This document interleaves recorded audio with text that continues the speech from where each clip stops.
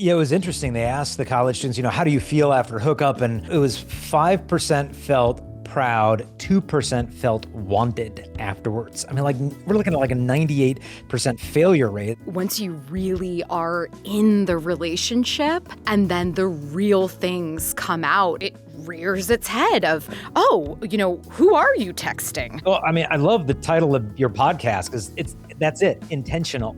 This is not accidental. This is intentional. What is the purpose of dating? The purpose of dating is to find a spouse.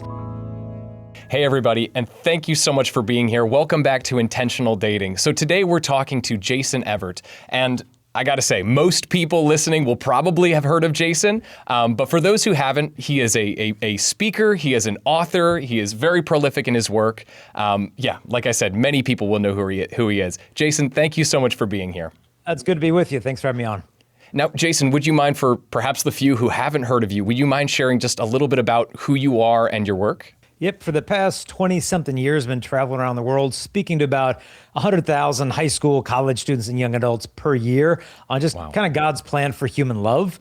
And so my wife, Kristalina, and I have this ministry called Chastity Project. We run a website called Chastity.com. And I know that word is kind of cringeworthy, chastity. People just, it sounds like this neurotic, repressive attitude towards sexuality, but it isn't that. It's this virtue that frees us to love and frees us to know if we're really being loved.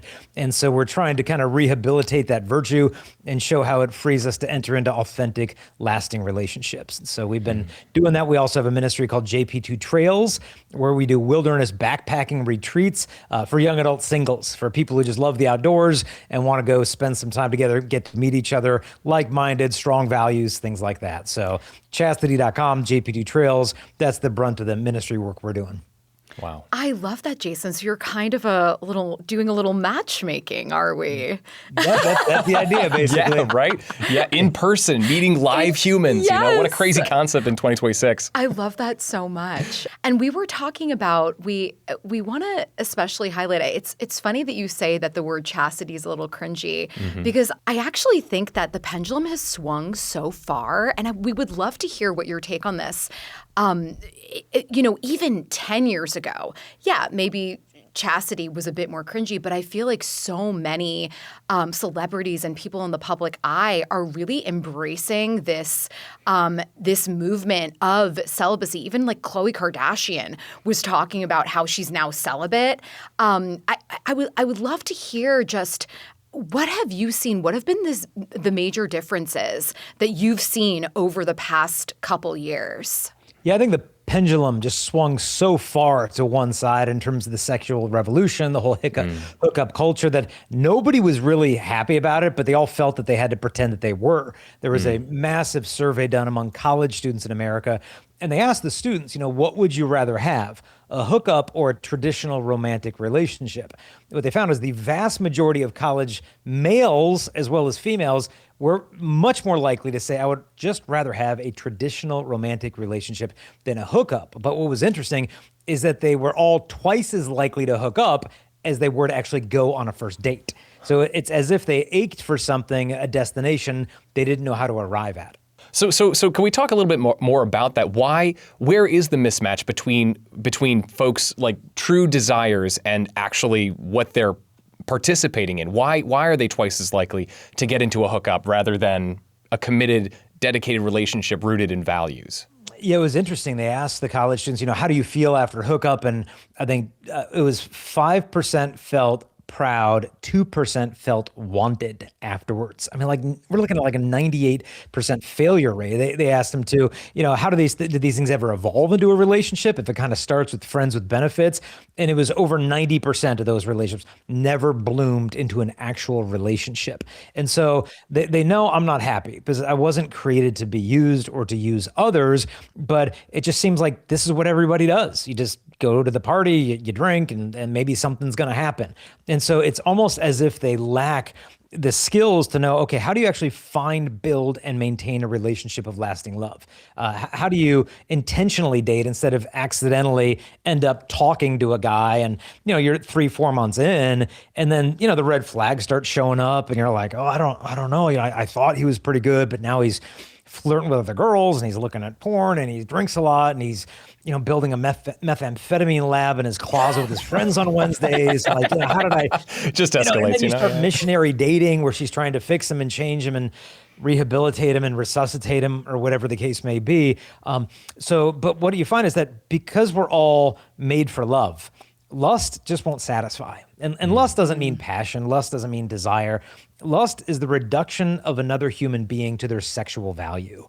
And when we're being treated that way, or we're treating others like that way, there's a restlessness in us that all the noise in the world really can't suffocate. And when the noise settles and we're by ourselves, you have to ask, am I really happy? Is this hookup culture getting me closer to the love that I think I was made for? And universally, the answer is no. And that's what I think has created such an openness for authentic love and the challenges and the demands of chastity. Okay, so it's clear that we've identified that there is a major problem going on. Yeah. The culture has broadly told us that hookup culture is to be celebrated. This is the norm. This is what we participate in. This is part of the process of, learning how to be in a relationship. Just to be a normal person. This is what's required. How do we set ourselves up? What's the first step that we need to take to set ourselves up to not participate in this, to go towards authentic love, to build towards a relationship that is something that is lasting and fulfilling?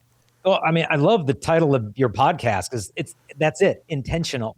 This is not accidental. This is intentional. What is the purpose of dating? The purpose of dating is to find a spouse, not because I'm bored, not because I'm lonely or everybody else has one.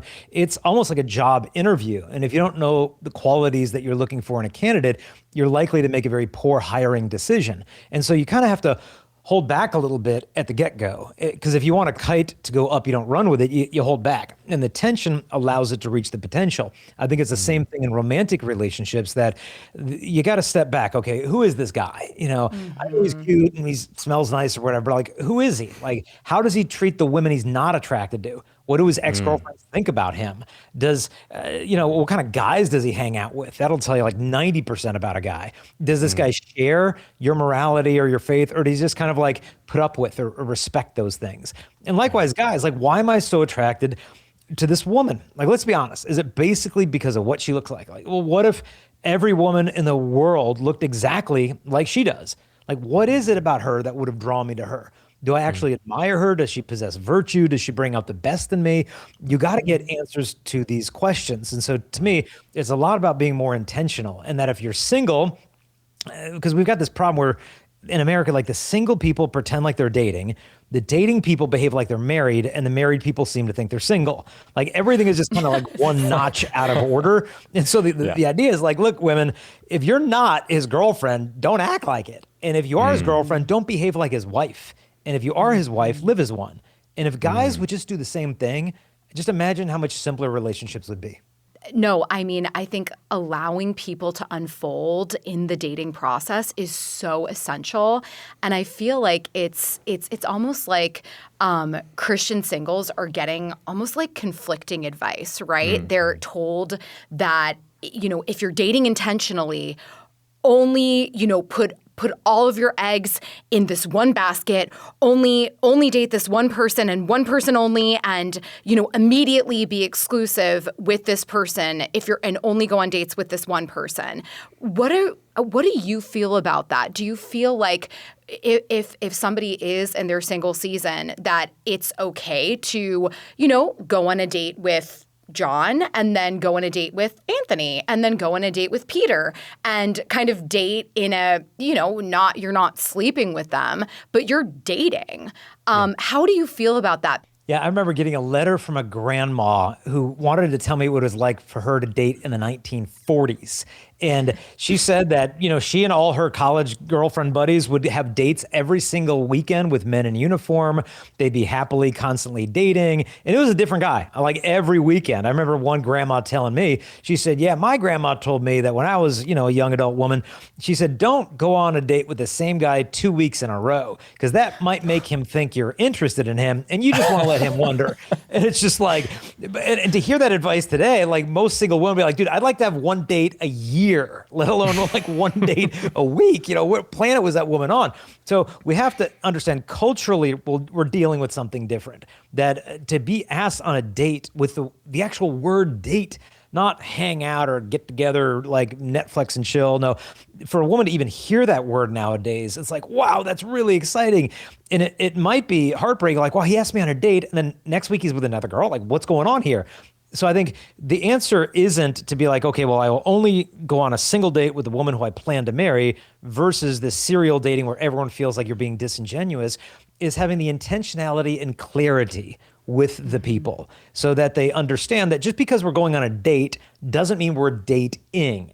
And just as you have to be clear and intentional as going on one date, you need to be just as clear and intentional with asking that person to date you. Meaning, okay, we've gone on a couple consecutive dates together.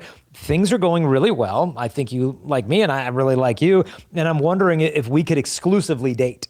And so to me, I think that's a separate conversation than just going on a date. But because our culture is so different than it was 80 years ago, jumping into this approach could lead to some confusion with someone thinking like, wow, they asked me on a date, we're dating. When are we going to get engaged? It's like, whoa, cool the jets. You know, this is just a discernment period. We're getting to know each other a little bit better. So to me, it's not either or, it's kind of a both and approach. I totally agree, Jason. I totally agree. And I've had this conversation with a lot of different people and I've gotten a lot of different, advising, but I love your take on this.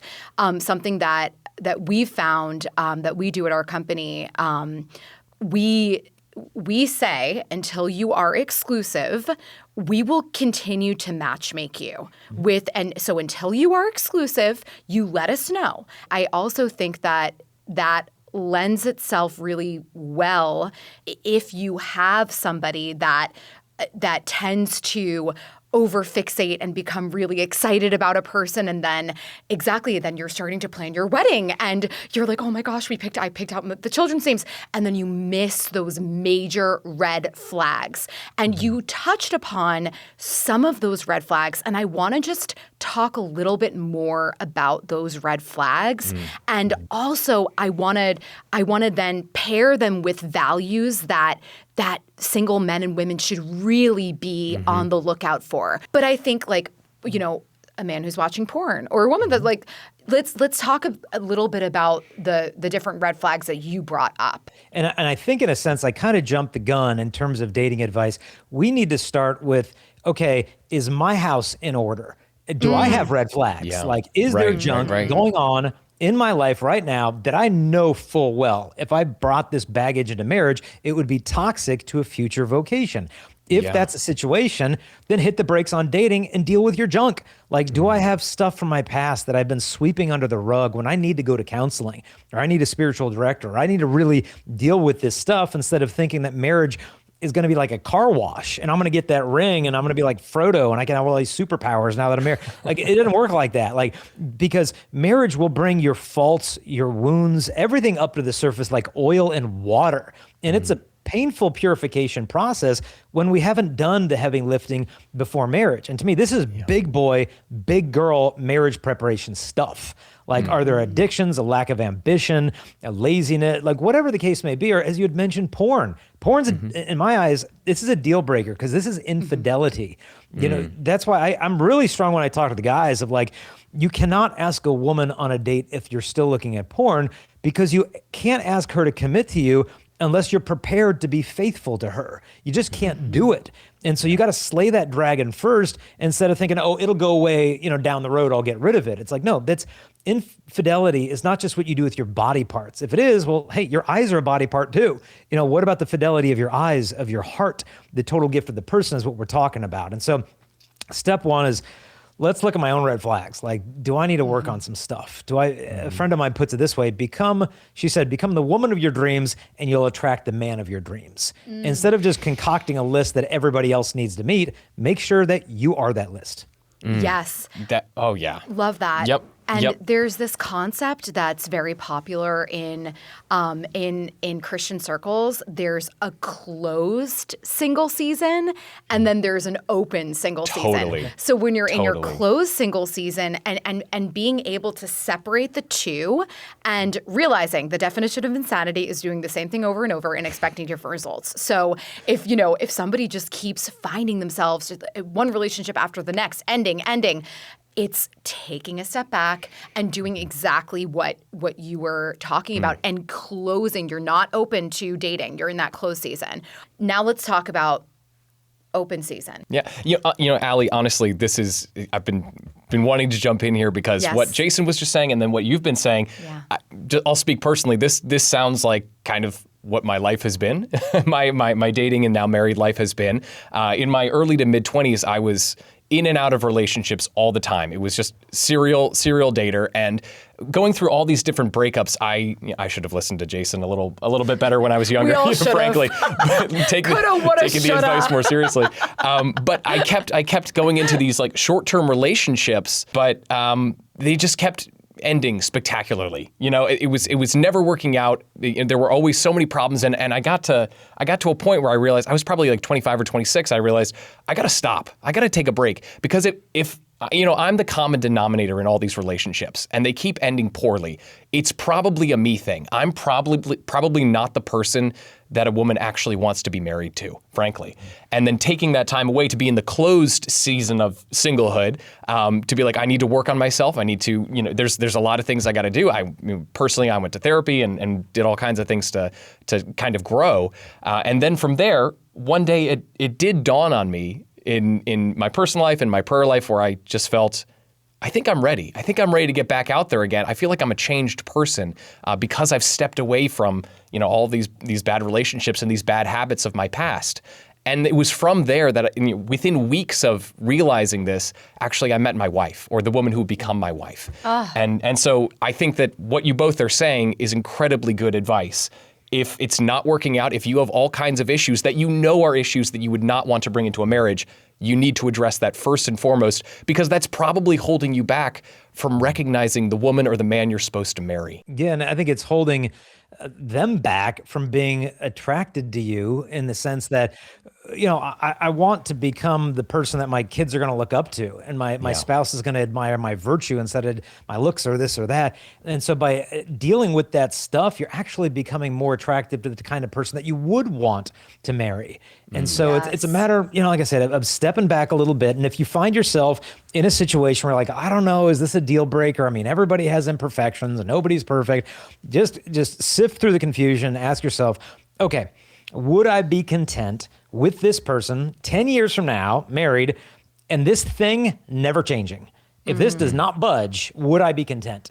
And if the answer, and usually it comes quickly before rationalizations, is like, oh, no, that's the answer.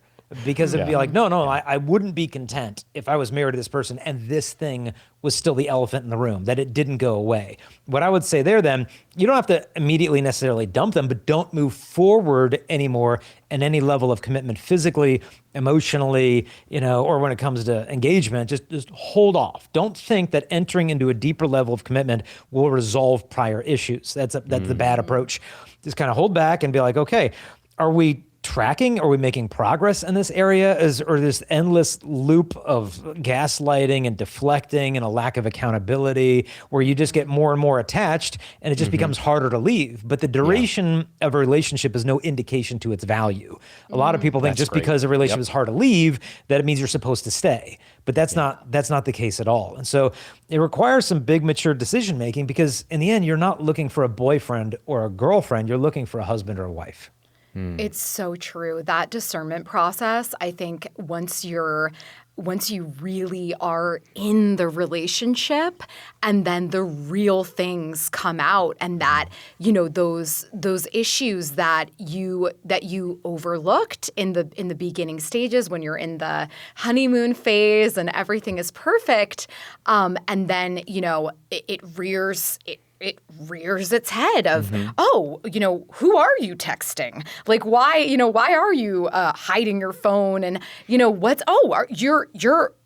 watch porn on the daily? So I wanted to ask you, Jason, very practically speaking, how would you encourage singles as they're dating, so we don't have to get to that space because Lord knows I've been there. Ultimately, unfortunately, had to end things because these were major issues that I just completely overlooked, and I didn't ask the right questions. And I was dating intentionally I wanted marriage, I wanted family, but I wasn't asking the right questions. So are there any practical tips that you can give for men and women as they're in those early dating stages? Just any practical tips that you've seen work really well in this dating season? A number come to mind one is you have to pace yourself physically and emotionally, because once you become physically intimate with a person, your judgment is toast. It just is. The oxytocin, it blinds you and it binds you. And so you think of, I think of friendship as the foundation of romantic love. The biggest building in the world is the Burj Khalifa. It's in Dubai. It stands more than a half mile into the sky, but it's built on the sands of the Middle East. And they can engineer that because it's resting upon hundreds of thousands of tons of concrete.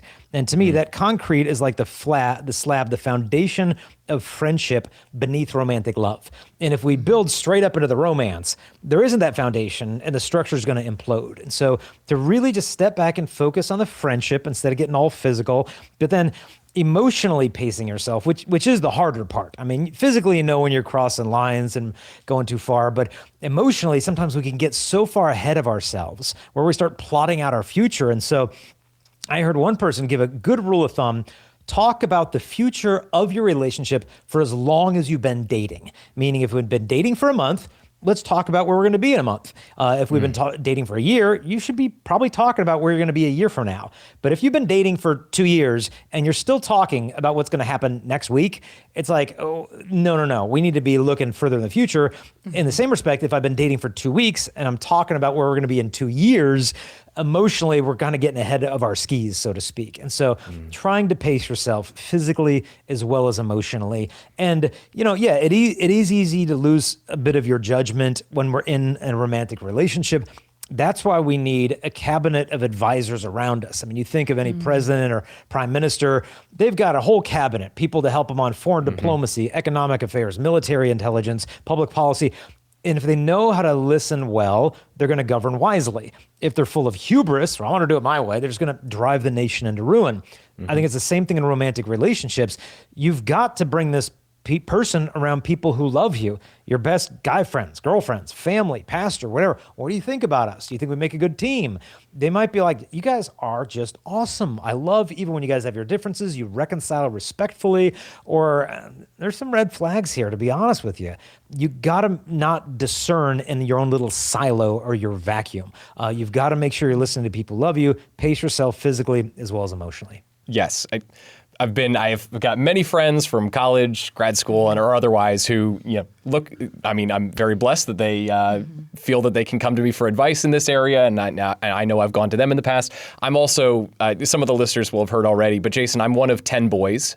One of 10 boys. And so when I was dating my now wife, before, right when I got into a relationship where, a few dates in, we defined the relationship as we were exclusive.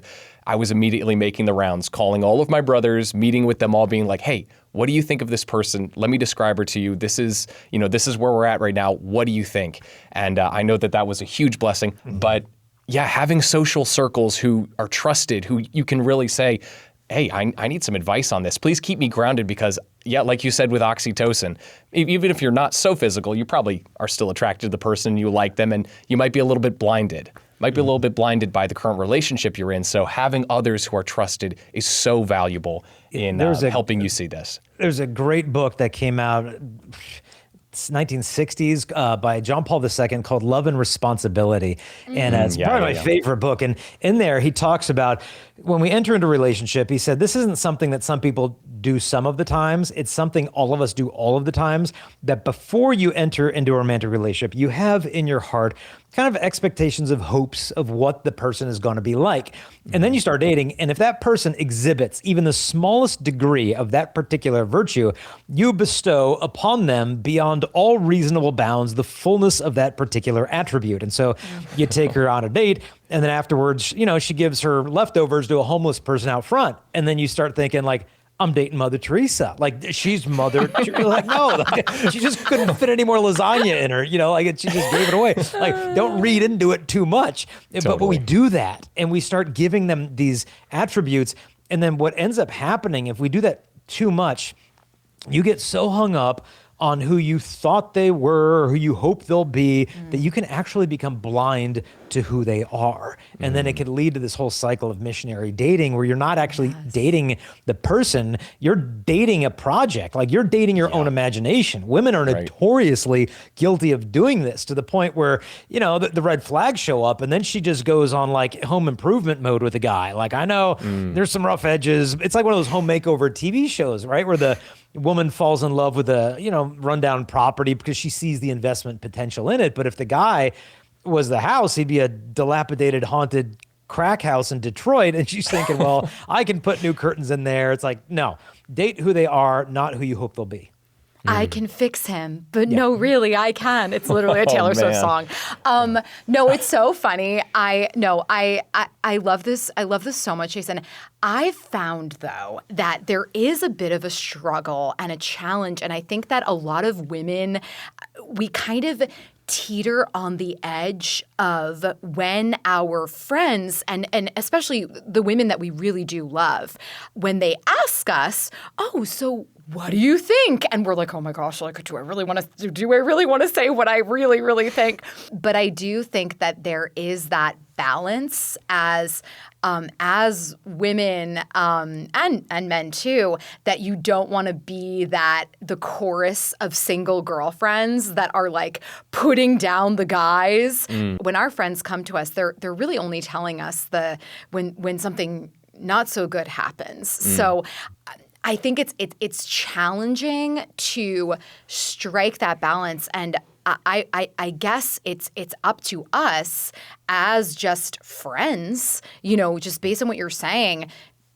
I think it is important for us to really take that role seriously when our friends come to us for advising and saying something kindly, and really wanting the best for our friend. Yeah, and I think a good set of girlfriends can really see the big picture. Like, is this relationship making you a better person? I remember a mom came up to me in the Philippines and asked me, well, how can I tell my daughter if it's real love in one sentence? And I'm like, oh, one sentence. So I thought, okay, here you go. The closer she gets to him, the more she becomes herself.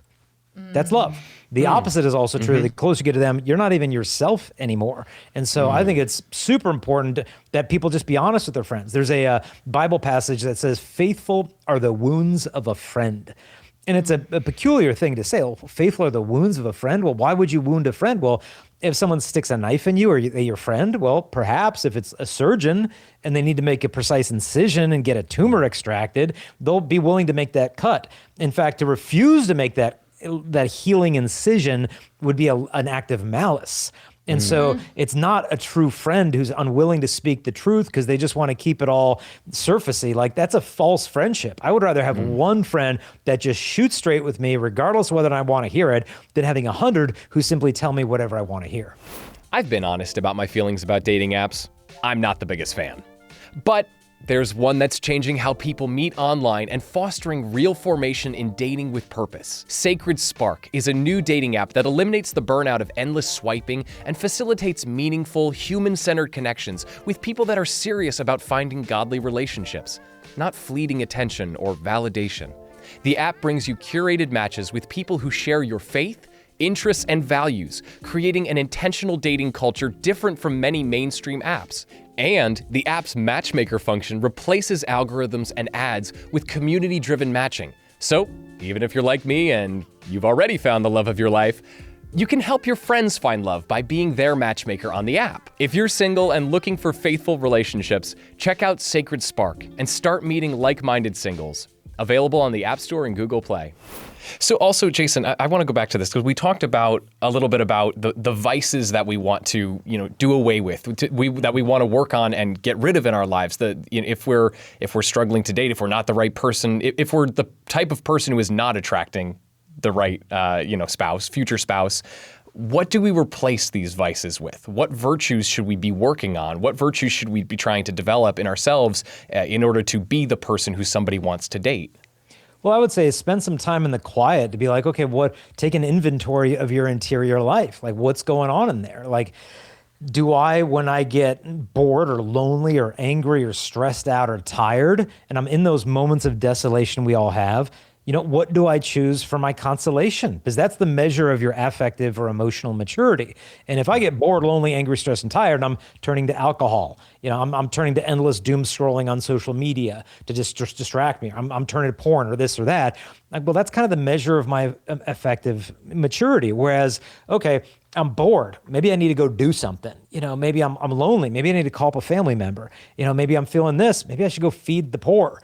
So if I'm getting too materialistic in the way I'm dealing with things and shopping, maybe I just need to go look in my closet and purge out some stuff, including one outfit I actually like, and just give it to Jason, the poor. Just for I feel personally that one hit home. Sorry, it's like ouch, yeah. But just a voluntary mortification right where it hurts. Is going to help shock us out of that kind of stupor, so to speak. But yeah, you got to sit, you got to be quiet to really, there's just so much noise because silence reveals what the noise hides. And that's why we're not comfortable there. But we've got to learn to be comfortable there because all this stuff is going to come to the surface one way or the other, especially if you get married. Because you get married and you think, I'm a pretty forgiving person. I'm a very nice guy. Then you get married and you're like, I'm a jerk. Like, I really pout over injury. Like, I'm not forgiving. It's going to come to the surface. So the more you can deal before marriage, the better off you'll both be. Wow. Yeah, I love that, Jason. I actually have a very specific question that I have right now, a bachelorette. This is so specific. I have a bachelorette right now that I'm working with in date coaching, and I adore her, and she's an incredible Christian woman, and she's dating a really wonderful Christian man. They go to church together, they're praying together, they're doing, they're dating with the intention of marriage, but he gets upset. When his fuse is there, he then gets into, he says some mean things. They've stopped. They even took a little break. Good. And so right now he is going to therapy. Good.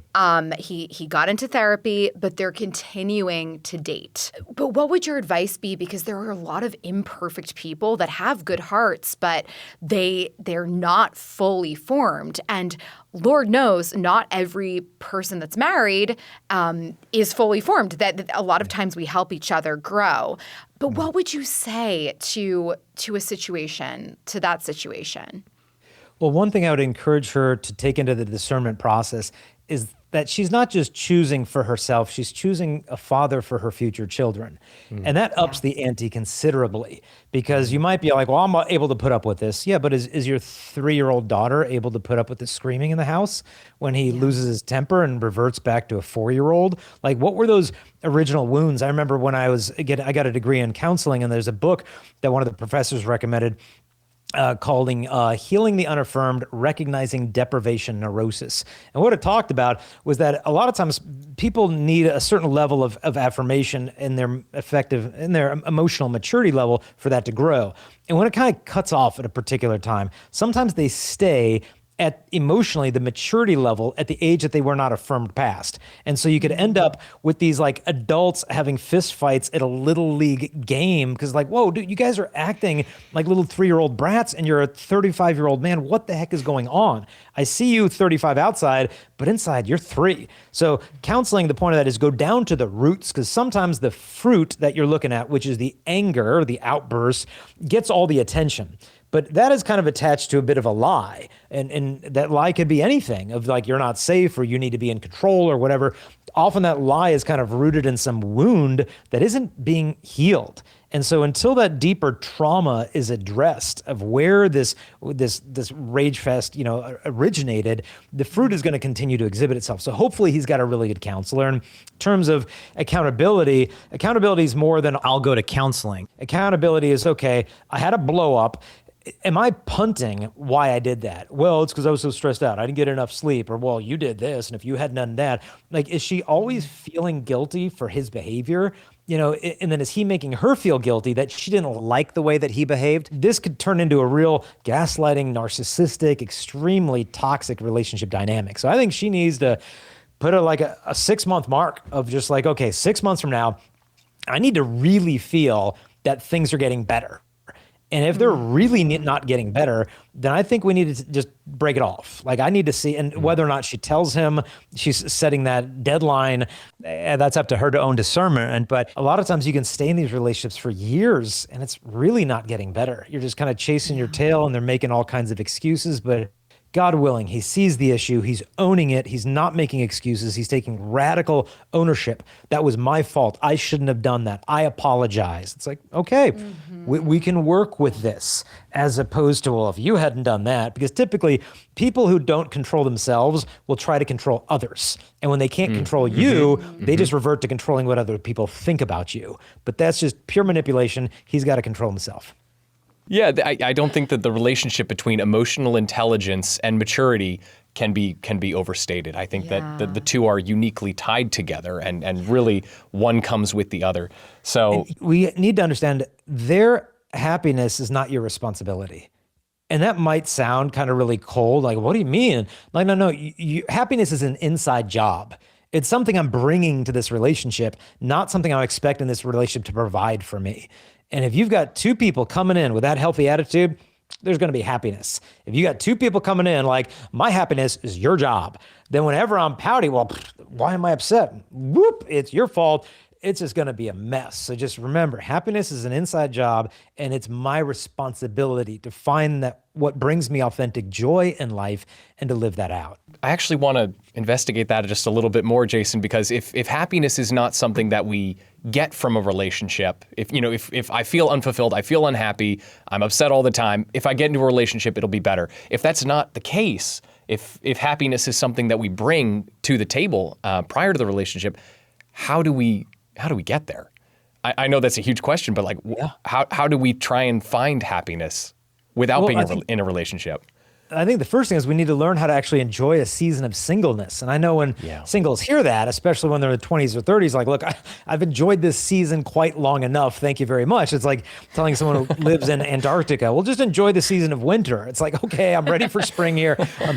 But the point is, am I content? Like, do I know how to live a happy life for others? I'm doing service work, I'm exercising, and there can still be that ache that's there in the midst of the joy. That, this stings, because I'd really like to have a spouse, and I'd like to have kids, and it's just not materializing under the timeline that I really hoped these things would fall together. And I'm feeling like I'm stupid because I should have paid attention to this sooner instead of putting my career first. And like, that ache can be there, and that's okay. And it's not like I'm all just sunshine and lollipops all day. That's artificial. But the ache can be there, the hurt can be there. But I know how to live a life of contentment. That I know how to take care of myself. I have a balanced life. I can get enough sleep.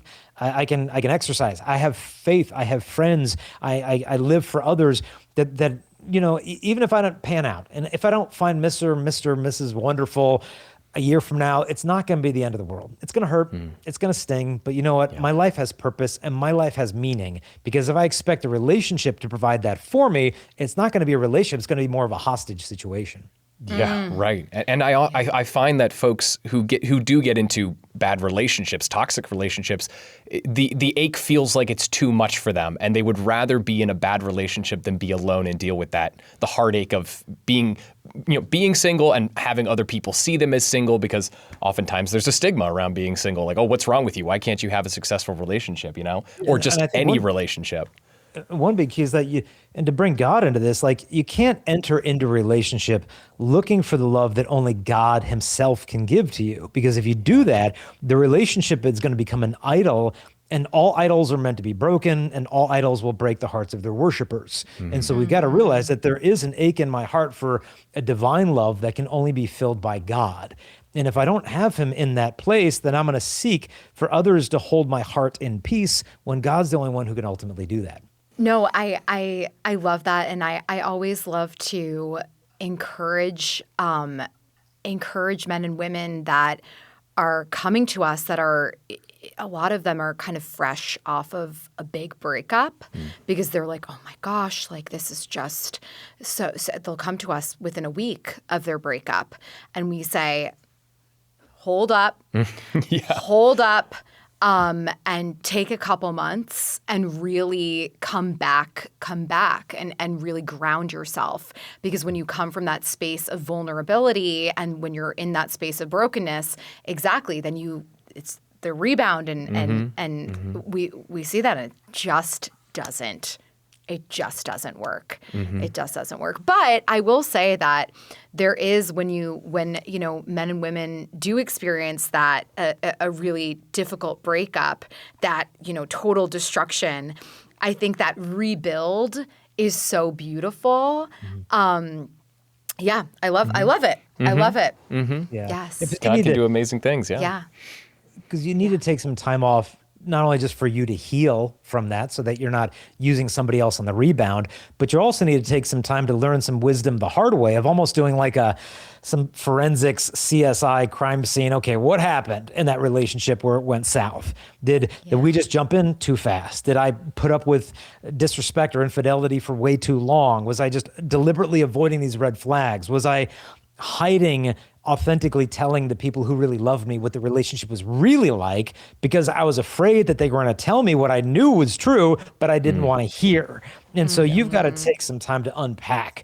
When did that thing head south? And if I were to do that all over again, what might I have chosen to do differently? And that way it won't be just a total loss. You could be like, I learned this and that from that. And these qualities the person had were great. And I want those in a future relationship. But these other issues, those from now on are going to be deal breakers. I'm not going to put up with that. And then you can learn and grow from this breakup instead of jumping like one frog on a lily pond onto the next one because you can't stand that time in the water in between. Definitely. And so I also, we love this idea, and a lot of what we're talking about here to us is very intuitive. We're like, yeah, of course, 100%. Yeah. But also to a lot of society, it's very countercultural. It's very countercultural to have the boundary of, I have the deal breaker of, I'm not dating a guy if he's watching porn. To have the deal breaker of, hey, I'm not having sex until marriage. So in this dating climate, because we're not all in, I wish we were, but we're not all exclusively dating in like Christian circles, very specific Christian circles. A lot of times those Christian circles it's very awkward because there's like, a couple guys and a couple girls in the same age group and da-da-da-da. So a lot of times they're looking elsewhere. They're using the dating apps, which is great. They're doing, they're finding men and women in a lot of different ways. How does a person really embrace that and stand out in this and stand strong in their values with confidence in this dating climate? Yeah, I mean, what I would ask yourself is, what's the alternative? Like you have no alternative than to staying strong because you're not even yourself if you're not doing that. And so to me, the things that will make you least attractive to the wrong people will make you most attractive to the right ones. Meaning if you're staying on a date number one, I'm a woman of faith. These are my morals. If you don't respect them, go home. One guy will be like, whoa, she's too much for me. And he's out of there. Well, good. Now, I remember a woman at Louisiana State University came home from a date crying. And her mom said, well, what happened? And she said, well, I got in the car with the guy and he started to make these little perverted jokes of what he wanted to do with me that night. And I told him, no, I practice chastity. And he said, that's okay. There's other stuff we can do, meaning everything but intercourse. And she said, I don't think you understand. Like I respect my body, my future husband and God. And he looked at her and he's like, so you mean I'm not going to get anything tonight? She's like, nope. He said, okay. He turned the car around, drove her home, dumped her off, and he left. And she's never seen him again. And thank God. Thank God. She could have given that to him for 6 months. Does he love me? Is he in it for the right reasons? She didn't play the dumb game. I mean, play stupid games, win stupid prizes. Like she didn't go down that road. Thank you for quoting Taylor again. But like if But if I wanted a date with a woman and I was single and she's like, I just want to let you know, date number one, these are my values, boom, boom, boom. I'm like, whoa, she just became 100 times more attractive to me because that's what I'm looking for. And so that's why you need to stop looking at your values as a stumbling block, or some barrier to you finding love. That's your safeguard to finding real love. I love that. And it's this concept called loud looking that a lot of young people are embracing right now. It's so powerful when you can walk in with confidence and with, humility and, hey, if this is not your thing, totally fine. Just, leave me alone. Thank you so much. Saves you a lot of time. Saves you so much time. I will say saves you time, maybe saves you effort in the long run, I suppose. But I feel a lot of folks my age and younger, certainly younger than me, who are on dating apps, who are trying to find ways to meet people. They might be Christian, they might be Catholic, and they want to find people of similar values. I think that they are afraid that they can't find anybody because if they loud look like this, if they lead with, okay, these are my boundaries, these are my morals and values, and I'm going to date somebody who aligns with this, and it's a non-negotiable. I think what a lot of young people are feeling is that they will drive everyone away. There will be no one left to date, or they will just have no chance in finding people. Because, if you loud look, okay, there's 100 people in your social circle who you could date. That's a lot. But you know what I mean? There's 100 people, but if I loud look with my values, there might be 2. And we might narrow it down to 2. And then actually those 2 people, I actually don't think I'm compatible with either of them for a variety of reasons. And so I feel like young people today feel that if they loud look in this way, they will just drive away all potential, prospects, dating prospects. I think that's a major concern. And I want to ask you, Jason, if let's say I came to you with that and I was concerned about that, I feel like there's no one to date because I'm driving them all away because I'm, unapologetically Christian. What would you say to that? If they're driven away, are they dateable in the first place? Exactly. Yeah, right. Yeah. The answer is no. That's the exact function of your values is to be able to find out if people align with them. Because the last thing on earth you would ever want to do is to end up with someone who really doesn't share your values, but you have to pretend not to have them. Think of where that thing's going to go long term. Absolutely nowhere. I remember meeting a girl, and she had a very quirky personality, and she was dating this guy, and she's in high school, and she's like, do you think I need to change my personality because my boyfriend doesn't like how kind of bubbly and effervescent that she is? And I'm like, what? I'm like, that's the worst thing you could possibly do, because the part of your personality that he doesn't like is exactly what the right guy is going to be attracted to. And so the worst thing you could do is just suppress who you are to keep this guy around. No, you be who you are. And if he doesn't like it, that's his loss. And so I think it's so important. Do you feel afraid you might drive away love? Let yourself feel that fear, because they say courage isn't the absence of fear. It's the judgment something's more important than your fear. And so the young guys who stormed Normandy Beach, they had fear, but they were brave because they had fear and they did it anyway. And so it's okay if you have that fear. Plow forward anyway. I think it's a blessing for somebody to be very confident in their values, because it can even plant a seed in the other person that to say I'm one of my things is, I don't date a guy that watches porn. And if they're hearing that from a beautiful woman that has an effervescent personality, they're like, wow, I really want to date somebody like that. And she's verbally expressing, she's verbally saying, hey, this is the bar. And then it will encourage a man who has been told bless you, it's really hard out there, No, you're hearing it from a beautiful woman. Hey, if you want to be my potential husband, this is what I'm looking for. So then they rise up like Lazarus. Well, not quite like Lazarus, but how attractive that is for a woman to have the confidence to say, look, you can have your pixels or you can have a person, but you can't have both. I just will not put up with a competitor. Wow, this woman knows what she wants. She becomes more attractive. I know one single woman that she would go to date these Christian guys. They'd get 6 months in the relationship and the porn thing would come up. And it's and then they'd work on it and then they would never work out. Then the next guy, and she got so sick of it. She decided, okay, date number 1, I'm bringing up the porn question on every first date. And one of the guys flipped out on her. It's like, I'm so offended that you would ask me that question. It's like, dude, if you weren't looking at it, you wouldn't be offended, you know? And so it drove away a lot of the guys. And then she went through the season, because it was kind of like that summer, I'm dating, and then it was like this fall of like, I'm disappointed in what I'm finding. Then there was the winter of just like, now, like, I'm not getting any dates beyond the first one, because am I going to just forever going to be alone and live in an apartment with 12 cats and be miserable for the rest of my life? And she met a guy who had fought those demons, and he won, and he was done with the porn, and he was ready to live a pure relationship, and they got married, and they just had their second baby. And it's beautiful because it shows, it's okay if it's a struggle, but I think her having that safeguard up front saved her so much more heartbreak. Yes. And look at God providing. I know. Like, look at that. Yeah.